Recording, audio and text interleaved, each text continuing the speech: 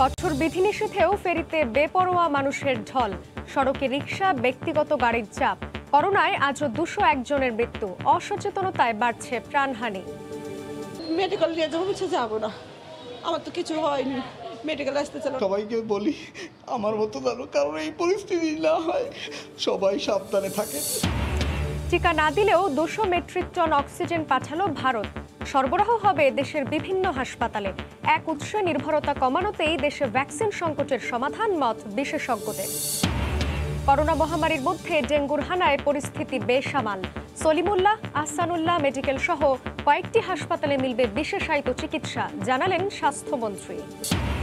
এবং do or die ম্যাচে বিকেলে মুখোমুখি হচ্ছে বাংলাদেশ জিম্বাবুয়ে। শেষ টি-20 জিতে সিরিজ ঘরে তুলতে চায় টাইগার বাহিনী।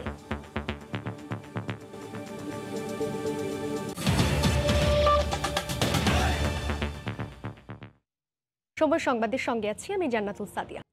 করোনা সংক্রমণের তোয়াক্কা না করেই ফেরিতে মানুষের ঢল নেমেছে। বিধিনিষেধের তৃতীয় দিনেও শিমুলিয়া বাংলা বাজার ও পাটুরিয়া দৌলতদিয়া নৌরুট দিয়ে গাদাগাদি করে ঢাকায় ফিরছেন অনেকে। ফেরিঘাটে অনিয়ন্ত্রিত চলাচলের জন্য একে অপরকে দুষছে বিআইডব্লিউটিসি ও স্থানীয় প্রশাসন। কঠোর বিধিনিষেধের তোয়াক্কা না করেই ফেরিঘাটে নানা শ্রেণী পেশার মানুষের ভিড়। তাদের পদ্মা পারাপার করছে সরকারি সংস্থা বিআইডব্লিউটিসি। ফেরিতে উপেক্ষিত শারীরিক দূরত্ব, অনেকের মুখেই মাস্ক নেই। রোববার সকাল 8:15টার দিকে শিমুলিয়া ঘাটে ফেরি কদম ভিড়তেই হুড়মুড় করে নামেন অসংখ্য যাত্রী। ঘাটে আসার পর রাজধানীতে ফিরতে মোটরসাইকেল, প্রাইভেট কার, মাইক্রোবাস ও ব্যাটারি চালিত অটোরিকশায় অতিরিক্ত ভাড়ায় ভেঙে ভেঙে যাওয়ার চেষ্টা। অনেকে পায়ে হেঁটেই রওনা হন। ঘর থেকে বের হওয়ার নানা অজুহাত তাদের। মালিকরা বলছি, সে বলছে যে অফিস যেহেতু খোলা, তারা অফিসে আসতেই হবে, করা কিছু নাই। স্যানিটাইজার কাছে আছে, সেটা হাতে নিছি, মাস্ক পরে আছি। ভাঙ্গা আসলাম, ফেরিতে উঠলাম, অনেক দেরি হলো। 50 টাকার ভাড়া 150, 200, 250, 300 টাকা পর্যন্ত নিতেছে। যতই লকডাউন দুক, মানুষের লকডাউনের মধ্যে ঢাকা শহর যাবেই, কারণ তাদের কাজ আছে। নিষেধাজ্ঞা অমান্য করে যাত্রী বহন করার বিষয়ে ফেরি কদমের কর্মকর্তা দায় চাপালেন প্রশাসন ও আইন শৃঙ্খলা রক্ষা বাহিনীর উপর। আমাদের এখানে কিছু করার নেই, কারণ এখানে মনে করেন যেভাবে পাবলিকের চাপ, প্রশাসনও আটকে রাখতে পারতেছে না, ওই হিসাবে আমরা চালিয়ে নিচ্ছি। সেনাবাহিনী, বিজিবি, পুলিশ ও ভ্রাম্যমাণ আদালত মাঠে কাজ করে যাচ্ছে। প্রশাসন বলছে ফেরিতে বিধিনিষেধ উপেক্ষার বিষয়টি বিআইডব্লিউটিসির দেখার কথা। প্রবাসে যাচ্ছেন তাদেরকে আমরা ছেড়ে দিচ্ছি, ড্রাগস কোম্পানির যারা প্রতিনিধি আছেন তাদেরকে আমরা ছেড়ে দিচ্ছি, তাছাড়া বাকিদেরকে আমরা জরিমানার আওতায় আনছি। একই চিত্র পাটুরিয়া দৌলতদিয়া নৌরুটেও বিধিনিষেধ উপেক্ষা করেই ঢাকায় ফিরছেন অগণিত মানুষ। নাসিরউদ্দিন উজ্জ্বল, সময় সংবাদ। 2 সপ্তাহের কঠোর বিধিনিষেধের তৃতীয় দিনেই রাস্তায় বেড়েছে মানুষের চলাচল। ঘরের বাইরে বের হতে আছে নানা অজুহাত, এমনকি সড়কেও রিকশা ও ব্যক্তিগত গাড়ির সংখ্যাও বেশি। তবে অবাধ যাতায়াত নিয়ন্ত্রণে তৎপর আইন শৃঙ্খলা রক্ষা বাহিনী। বেলায়েত হোসেনকে সঙ্গে নিয়ে আতিকুর রহমান তমালের রিপোর্ট। কারখানা কর্মী ইমরান ও রবিউল কঠোর বিধিনিষেধেও গেল 3 দিন ধরে অফিস করছেন তারা। আমাদের কালকেও খোলা রাখছিল, কালকে শুধু আমরা হাজিরা দিয়ে আইছি। কালকে স্যার অর্ডার কাটিয়েছে, আজকে আমাদের মাল ডেলিভারি দিতে হবে। চলাচল দিয়ে যে সমস্যা আছে, হাইটে যাইতে হইতেছে, অফিসে হাইটে আইতে হইতেছে। কর্মস্থল খোলা এমন অজুহাত দিলেন আর অনেকেই। চাকরি থাকবে না আমাদের, যে মানে সুপারভাইজার উনি বলছেন তাইলে চাকরি মানে থাকবে না, তোমাদেরকে হয়তো 10টা বাজুক, 11টা বাজুক, 12টা বাজুক কোন অফিসে এসে হাজির হইতে হবে। যারাই পথে নামছেন পথে পথে তল্লাশির মুখে পড়তে হচ্ছে সবাইকে। যদি কেউ গাড়ি নিয়ে বিনা কারণে বের হয়, সেগুলোকে আমরা প্রসিকিউশনের আওতায় নিয়ে আসছি ট্রাফিক মামলায়। যদি পাবলিক এমনিতে বের হয়, সেটা আমরা মোবাইল কোর্টের মাধ্যমে তাদেরকে ব্যবস্থা নেওয়া হচ্ছে। যাত্রাবাড়ি মোড়ে বিধিনিষেধের ছিটে ফোটাও চোখে পড়ে না। মাইলের পর মাইল পায়ে হেঁটে ঢাকায় ফিরছে মানুষ। পারেতে লাগছে 3000 টাকা, আর এপারেতে 1300 টাকা লাগছে।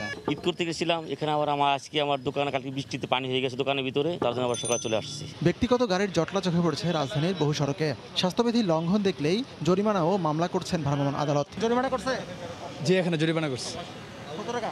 500 টাকা। তো মাছ দিতে গিয়েছিলাম এসে রেস্টুরেন্টে, তো দিয়ে আসছিলাম, তো আমাদের জরিমানা করলো। কেউ যদি এটাকে আপনার ভায়োলেট করার চেষ্টা করেন, এই দুঃসাহসকেও দেখাবেন না। এবার কিন্তু আমরা সবাই কঠোর অবস্থানে, কারণ আমাদের জীবনের প্রয়োজনে এই বিধিনিষেধ মেনে চলতে হবে। জীবন রক্ষার জন্যই জনগণকে আরও সচেতন হওয়ার তাগিদ সংশ্লিষ্টদের। আতিকুর রহমান তমাল, সময় সংবাদ, ঢাকা। করোনায় বিপর্যস্ত দেশের উত্তর ও দক্ষিণ পশ্চিমাঞ্চলের জেলাগুলো। 24 ঘন্টায় আজও ঢাকার বাইরে বিভিন্ন জেলায় করোনা ও উপসর্গ নিয়ে মারা গেছেন 201 জন। এর মধ্যে সর্বোচ্চ কুষ্টিয়া জেলায় প্রাণহানি 19 জনের। শনাক্তের হারে সবচেয়ে বেশি বরিশালে 62.33%। গ্রামাঞ্চলের মানুষের অসচেতনতা আর সঠিক সময়ে চিকিৎসা নেয়ার অনীহায় পরিস্থিতি আরও ভয়াবহ রূপ নিচ্ছে। ব্যুরো ও জেলা প্রতিনিধিদের পাঠানো তথ্য ও ছবি নিয়ে রিপোর্ট। মানুষের অসচেতনতায় লাগামহীন করোনা সংক্রমণ, রোগীর সংখ্যা ও শনাক্তের হার হু হু করে বাড়তে থাকায় করোনার তৃতীয় ঢেউ ভয়াবহ রূপ নিয়েছে। অক্সিজেনের আশায় দূর দূরান্ত থেকে হাসপাতালে ছুটে আসছেন রোগী ও স্বজনরা।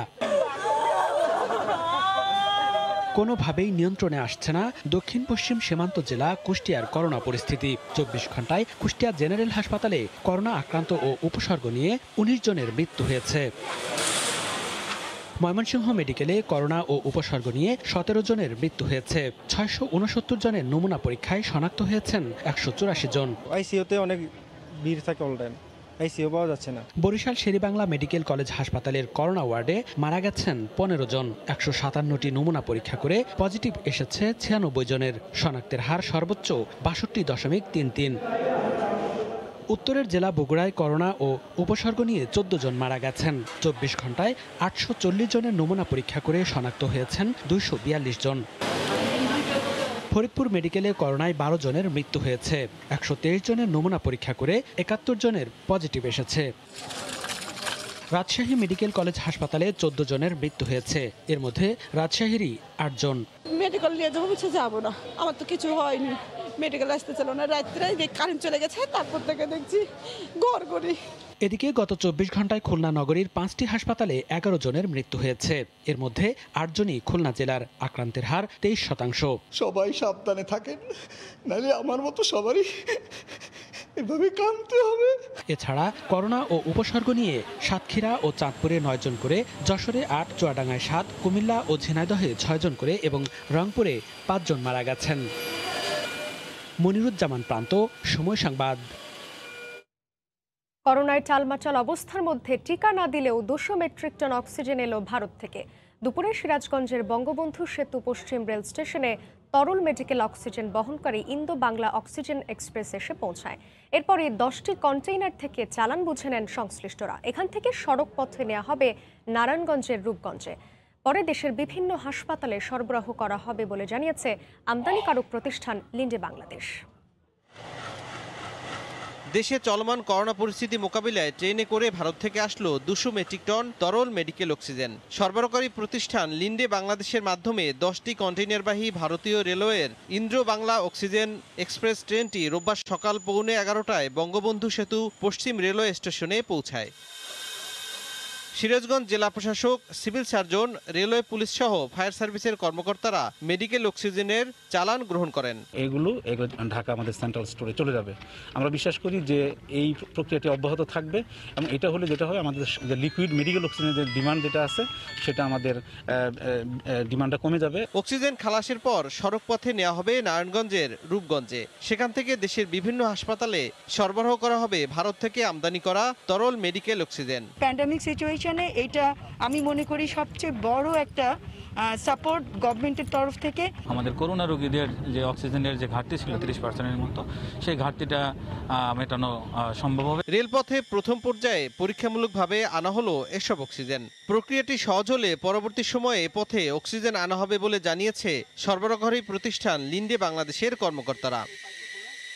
সময় সংবাদ, সিরাজগঞ্জ। গত কয়েক মাস ধরেই অ্যাস্ট্রাজেনেকার ঘাটতি আলোচনার কেন্দ্রে। একটি উৎসের উপর নির্ভরশীলতা ও টিকা উৎপাদন সংক্রান্ত তথ্য ঘাটতি দেশকে ভুগিয়েছে বলে মনে করেন আন্তর্জাতিক বিশ্লেষকরা। এদিকে ইপিআই এর মতো পরীক্ষিত প্ল্যাটফর্ম ব্যবহার করে টিকাদান ব্যবস্থাকে আরও শক্তিশালী করার পরামর্শ জনস্বাস্থ্য বিশেষজ্ঞদের। শাতিলা শারমিনের রিপোর্ট। গত বছর প্রতি মাসে 50 লাখ ডোজ টিকা পাওয়ার শর্তে ভারত থেকে 3 কোটি ডোজ টিকা কেনার চুক্তি করে বাংলাদেশ। 2 চালানে পাওয়া 70 লাখ ডোজ প্রয়োগের মাঝামাঝিতে বন্ধ হয়ে যায় টিকার সরবরাহ। এখনো দ্বিতীয় ডোজ পাননি প্রায় 14.5 লাখ মানুষ। সরকার মরিয়া হয়ে মার্কিন যুক্তরাষ্ট্র, যুক্তরাজ্য, কানাডা, অস্ট্রেলিয়া, জাপানের উদ্বৃত্ত থাকা অ্যাস্ট্রাজেনেকার টিকা কেনার প্রস্তাব পাঠায়। কোনো দেশ বিক্রিতে যেমন রাজি হয়নি, তেমনি দেয়নি দ্বিপাক্ষিকভাবেও। সবশেষ কোভ্যাক্সের মাধ্যমে জাপান থেকে শনিবার দেশে পৌঁছায় 2,45,000 ডোজ অ্যাস্ট্রাজেনেকার টিকা। আরও 27.5 লাখ পাঠানোর প্রতিশ্রুতি দেয় জাপান। এদিকে আন্তর্জাতিক সম্পর্ক বিশ্লেষকদের মতে ভারতের সেরাম ইনস্টিটিউটের মতো একটি উৎসের উপর নির্ভরশীলতা বাংলাদেশকে টিকাদান কর্মসূচি থেকে 3 মাস পিছিয়ে দিয়েছে। অ্যাস্ট্রাজেনেকা কিন্তু জাপানেই উৎপাদন হয়, যার জন্য জাপান ক্ষমতা রাখে। আমরা প্রথমে যেই একটা সোর্সের উপরে ডিপেন্ড করেছিলাম, সেই জায়গায় আমাদের আমি মনে করি ভুল হয়েছে। তার কারণে আমরা অলমোস্ট 3 মাস পিছিয়ে গেছি। মহামারীর মতো অস্বাভাবিক বিশ্ব ব্যবস্থায় অ্যাস্ট্রাজেনেকার টিকার সংকটকে উদাহরণ হিসেবে নিয়ে কূটনৈতিকভাবে আরও সতর্কতার পরামর্শ বিশ্লেষকদের। র মেটেরিয়ালস কোথা থেকে আসছে, কে উৎপাদন করছে, তার নিজের ক্ষমতা আছে কিনা, সেগুলো যদি আমাদের জানা থাকতো, তাহলে হয়তো আমরা তখন থেকেই কিন্তু বিভিন্ন দেশের সাথে যেভাবে সম্পর্ক করে এখন যেভাবে আসছে সেটা করতে পারতাম। সেই জায়গায় একটা ঘাটতি ছিল, কোনো সন্দেহ নেই। অ্যাস্ট্রাজেনেকা সহ সব ধরনের টিকার দ্রুত প্রয়োগে টিকাদান ব্যবস্থাকে আরো শক্তিশালী করার পরামর্শ জনস্বাস্থ্য বিশেষজ্ঞদের। আমরা যদি সঠিক সময় দ্বিতীয় ডোজটা দিতে পারতাম, তাহলে এই দুর্ঘটনাগুলো এড়ানো যেত। টিকাদানটাকে সম্প্রসারণ করতে হবে। আমাদের একটা ইপিআই কাঠামো আছে, সেই কাঠামোকে প্রয়োজনে ব্যবহার করতে হবে। এছাড়া ইপিআই এর মতো পরীক্ষিত টিকাদান প্ল্যাটফর্ম ব্যবহারের পরামর্শ জনস্বাস্থ্য বিশেষজ্ঞদের। শাতিলা শারমিন, সময় সংবাদ, ঢাকা। করোনা মহামারীর মধ্যে ডেঙ্গুর হানায় পরিস্থিতি বেসামাল হচ্ছে। কোভিড রোগীদের সঙ্গে ডেঙ্গু রোগের চিকিৎসা করা সম্ভব নয় জানিয়ে স্বাস্থ্যমন্ত্রী বলেছেন, এই অবস্থায় সলিমুল্লাহ, আহসানুল্লাহ মেডিকেল সহ রাজধানীর নির্দিষ্ট বেশ কয়েকটি হাসপাতালে মিলবে ডেঙ্গুর বিশেষায়িত চিকিৎসা। দুপুরে বঙ্গবন্ধু শেখ মুজিব মেডিকেল বিশ্ববিদ্যালয় কনভেনশন সেন্টারে নির্মাণাধীন ফিল্ড হাসপাতাল পরিদর্শন শেষে ব্রিফিংয়ে স্বাস্থ্যমন্ত্রী একথা বলেন। একদিকে নন কোভিড রোগীর চিকিৎসা, একদিকে কোভিড রোগীর চিকিৎসা, একদিকে টেস্ট করো, আরেকদিকে ভ্যাকসিনেট করো, আবার আরেকদিকে ডেঙ্গু। আমরা আবার আজকে বেশ কয়েকটি হাসপাতালকে আমরা চিহ্নিত করলাম যেখানে আমরা ডেঙ্গু চিকিৎসার ব্যবস্থা নিব। একটি হলো সলিমুল্লাহ মেডিকেল কলেজ হাসপাতাল, আহসানুল্লাহ হাসপাতাল টুঙ্গিতে, আরেকটি হলো লালকুঠির হাসপাতাল, রেলওয়ে হাসপাতাল। এই ধরনের বেশ কতগুলো হাসপাতাল যেখানে ডেঙ্গু চিকিৎসা হবে। সময় সংবাদে আরো থাকছে, চট্টগ্রামে আজও জোয়ারে তলিয়েছে মা ও শিশু হাসপাতাল। হাঁটু পানিতে রোগী ও স্বজনদের ভোগান্তি। সিডিএ এলাকায় জলজটে নগরবাসীর দুর্ভোগ।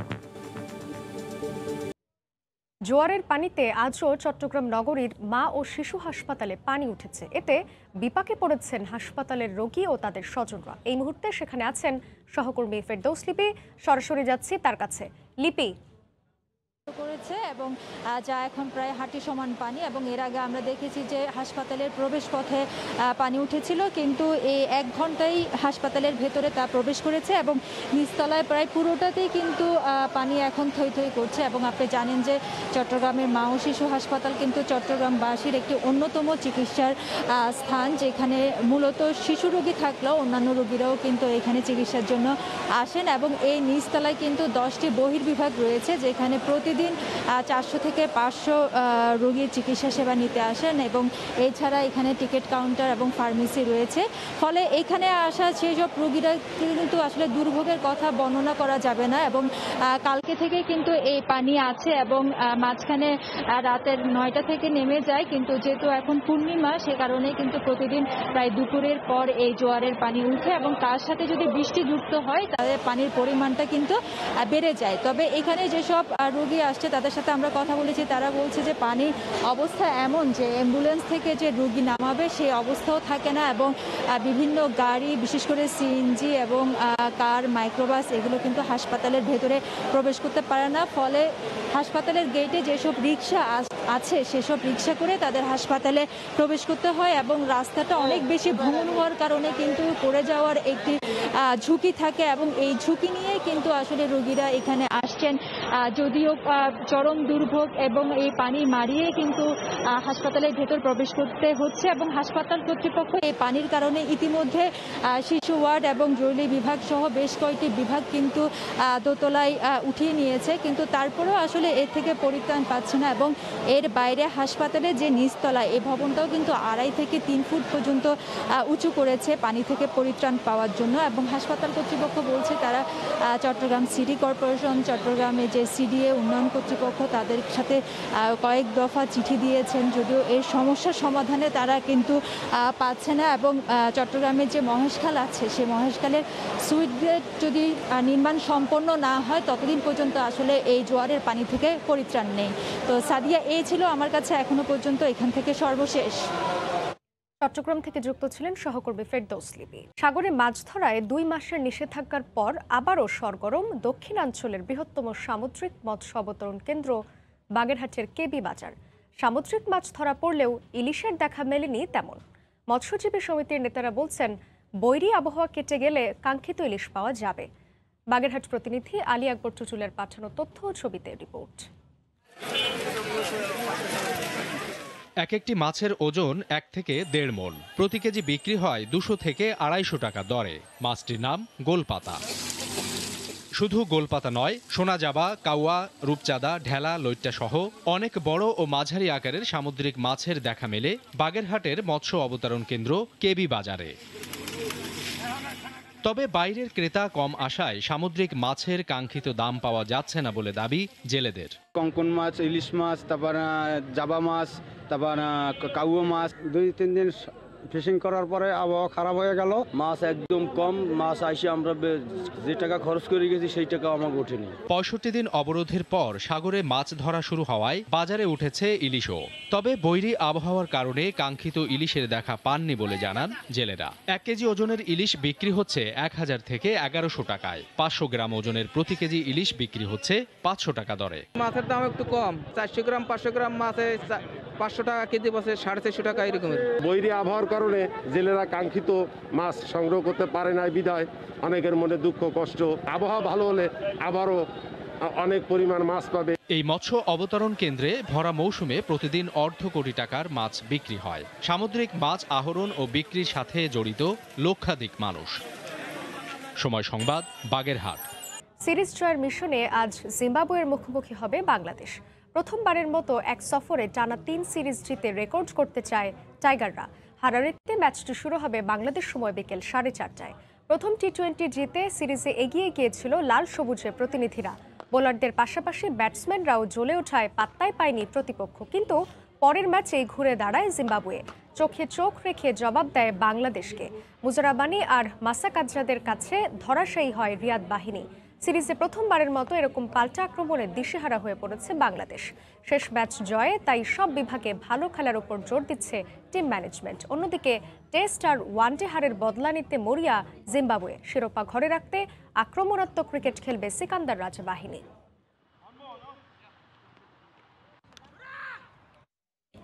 টোকিও অলিম্পিকের খবর। স্বপ্ন পূরণ হলো না শুটার আব্দুল্লাহ হেল বাকির। 10 মিটার এয়ার রাইফেলের বাছাই পর্ব থেকে বিদায় নিয়েছেন কমনওয়েলথ গেমসের রৌপ্যজয়ী এই শুটার।